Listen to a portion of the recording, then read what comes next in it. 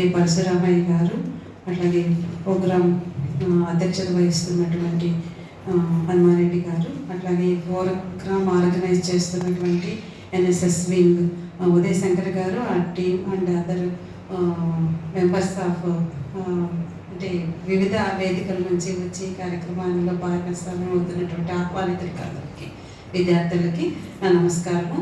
So ఇలాంటి కార్యక్రమాలు అనేటివి అందులో పర్టికులర్గా ఈ టైటిల్ అనేది మనకు మనందరికీ మన కుటుంబాలకి చాలా అనుబంధం ఉన్నటువంటి వాస్తవిక పరిస్థితుల్లో ఉన్నటువంటి సమస్యల మీద జరుగుతున్నటువంటి కార్యక్రమం కాబట్టి సమయాభావమైనా కూడా ప్రసంగించాలని నిర్ణయించుకొని రావడం జరిగింది.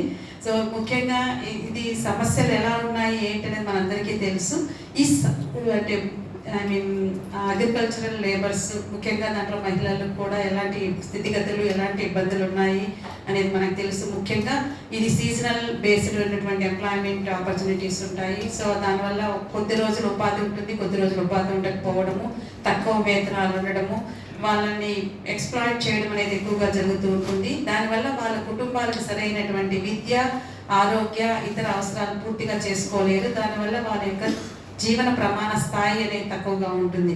సో ఇవన్నీ సమస్యలు మనము డైరెక్ట్గానో ఇండైరెక్ట్గానో మన కంటితో చూసాము, అనుభవించాము. ఇక్కడ ఈ వేదికల మీద ఈరోజు ఉన్నాం. సో ఇలాంటి సమస్యలు అధిగమించాలి అంటే ఒక చదువుకున్న వ్యక్తులుగా, ఒక బాధ్యతాయుతమైనటువంటి స్థానంలో ఉన్న వ్యక్తులుగా మనకు కొన్ని ఉన్నాయి.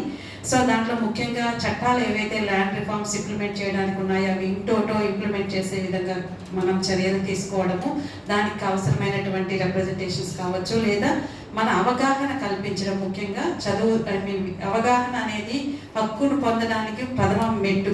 సో అవగాహన లేకపోతే హక్కులు పొందలేము.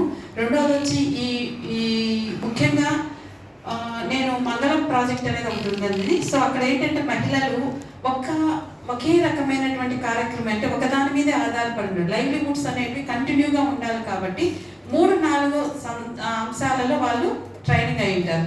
వాళ్ళకి అగ్రికల్చర్ చూసుకుంటారు, పంటలు పండిస్తారు, అవి మార్కెట్కి పంపిస్తారు, ఇంటర్నెట్లో రేట్లు చూసుకొని ఎక్కడ ఉందో అక్కడికి పంపిస్తారు, మగవాళ్ళు ఆ పని చూస్తారు.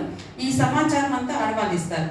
అది కాకుండా వాళ్ళు కాయిన్ మేకింగ్, దాంతో వస్తువులు తయారు చేయడం, బిస్కెట్ మేకింగ్ అంటే 2-3 అదనపు అలైడ్ యాక్టివిటీస్లో కూడా ట్రైనింగ్ పొందడం వల్ల వాళ్ళ కుటుంబాలకి సస్టైనబుల్ ఇన్కమ్ అంటే కంటిన్యూగా ఆదాయం ఉండే విధంగా అక్కడ ట్రైనప్ ఇస్తున్నారు. అలాంటి ప్రాజెక్ట్స్ ఉన్నాయి. అలాంటివి ఆదర్శంగా తీసుకొని నైపుణ్య అభివృద్ధి సాధించి మనము మన యొక్క ఈ అగ్రికల్చర్లో ఉన్నటువంటి కంటిన్యూస్ ఈ సోర్స్ ఎలా ఉండదో దాన్ని ఇక్కడ మనం అధిగమించవచ్చు. అలాంటి ఏర్పాటు ప్రభుత్వం చేయాల్సిన అవసరం ఉంది. సంస్థలు, ఎన్జిఓలు కూడా దాని మీద ప్రయత్నం చేయాలి.